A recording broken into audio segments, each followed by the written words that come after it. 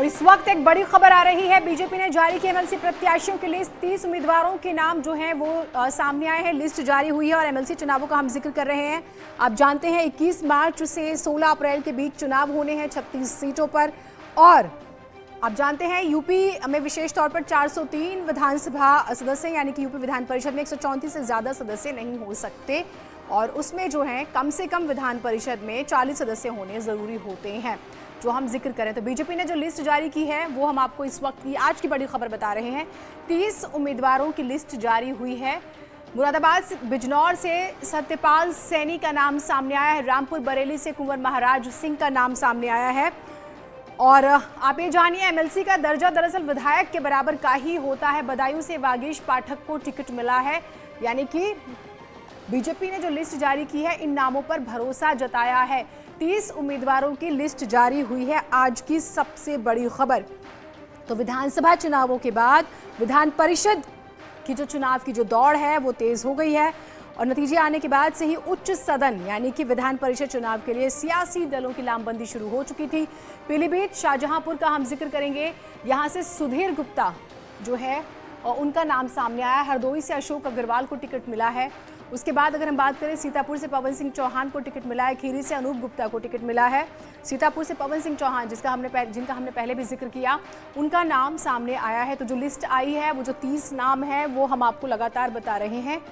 और रायबरेली से दिनेश प्रताप सिंह को टिकट मिला हुआ है। पीलीभीत शाहजहांपुर से सुधीर गुप्ता का हम जिक्र कर ही रहे हैं। मुरादाबाद बिजनौर से सत्यपाल सैनी को टिकट दिया गया है। उच्च सदन अगर आप किसी विधानसभा का देखें तो ये माना जाता है। और उसके बाद से ही सबसे महत्वपूर्ण ये 21 मार्च से 16 अप्रैल के बीच जो है विधान परिषद का जब हम जिक्र कर रहे हैं तो पहले चरण के लिए नामांकन जो है वो आखिरी तारीख थी वो 19 मार्च थी, जिसे बढ़ाकर 21 मार्च किया गया है। संकेत हमारे साथ हमारे सहयोगी जुड़े हुए हैं। संकेत, ये जो नाम सामने आए हैं 30 नाम, जरा डिटेल में बताइए समीकरण क्या बैठ रहे हैं? देखिए, जो सबसे अहम बात है कि भारतीय जनता पार्टी ने जो एमएलसी की सूची है उसमें ये स्थानीय निकाय की विधान परिषद की 36 सीटें हैं, उसमें से 30 नामों का आज बीजेपी ने ऐलान कर दिया है। और उसमें जो 30 नाम है उसमें खास बात बीजेपी ने ध्यान रखा है कि उनके जो मूल कार्यकर्ता यानी कि अपने भारतीय जनता पार्टी के कैडर का विशेष रूप से ध्यान रखा है। चाहे वो भारतीय जनता पार्टी के युवा मोर्चा के प्रदेश के अध्यक्ष प्रांशुदत्त द्विवेदी हो, उनको टिकट दिया है फर्रुखाबाद से। वहीं प्रदेश के महामंत्री अनूप गुप्ता को लखीमपुर से टिकट दिया है। अनूप गुप्ता दरअसल विधानसभा के चुनावों के दौरान वो प्रधानमंत्री नरेंद्र मोदी समेत तमाम बड़े नेताओं की रैलियों के प्रबंधन का कामकाज देख रहे थे, यानी कि चुनावी अभियानों में सीधे तौर पर वो मेहनत कर रहे थे। यही वो वजह है कि कार्यकर्ताओं को उस मेहनत का इनाम मिला है।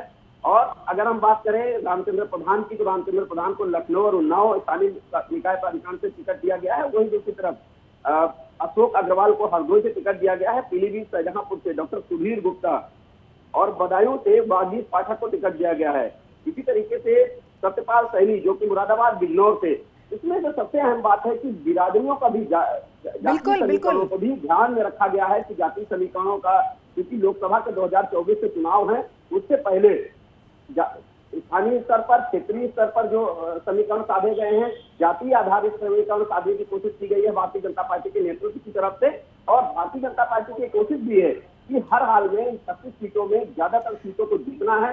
दरअसल संकेत, जरूरी तो ये भी है कि रूठों को मनाना है ये, क्योंकि दर्जा तो विधायक के बराबर ही होता है और कहीं से किसी खेमे में नाराजगी है, क्योंकि बहुत से ऐसे लोग रहे जिन्हें टिकट नहीं मिल पाया, संघर्ष कर रहे थे, लेकिन पार्टी अपने कैलकुलेशन के हिसाब से टिकट देती है, तो उन्हें भी यही एडजस्ट करना है। जो नाम सामने आए उसमें कई नाम ऐसे हैं जो नाराज थे।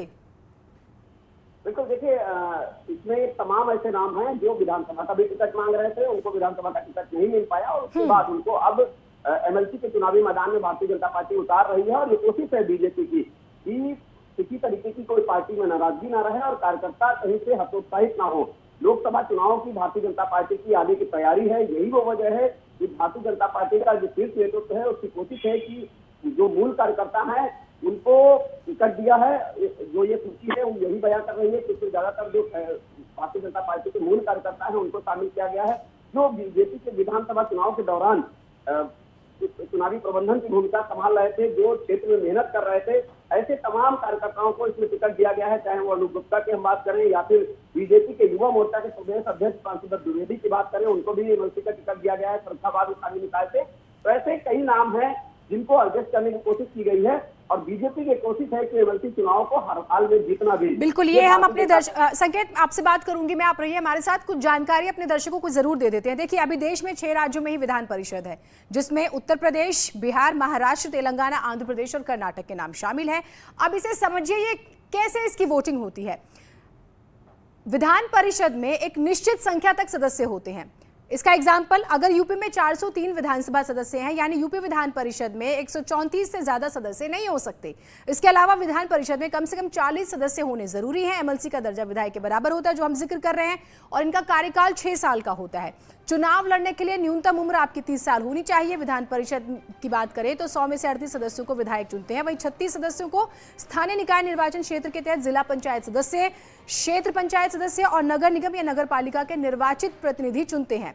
10 मनोनीत सदस्यों को राज्यपाल नॉमिनेट करते हैं। इसके अलावा 8 सीटें शिक्षक निर्वाचन और स्नातक निर्वाचन क्षेत्र के तहत आती हैं। अब 36 एमएलसी चुने जाने हैं, तो ये भी आप समझ लीजिए, ये गणित समझना बहुत जरूरी है, बहुत से लोग इसे नहीं समझ पाते हैं। प्रदेश में स्थानीय निकाय कोटे की विधान परिषद की 35 सीटें हैं। इसमें मथुरा, एटा, मैनपुरी सीट से 2 प्रतिनिधि चुने जाते हैं, इसलिए 35 सीटों पर 36 सदस्यों का चयन होता है। अब अमूमन ये चुनाव विधानसभा के पहले या बाद में होते हैं, इस बार बाद में हो रहे हैं और उसको लेकर अब लिस्ट सामने आ गई है। कुछ तब्दीलियां तारीख में भी हुई। संकेत हमारे साथ जुड़े हुए हैं।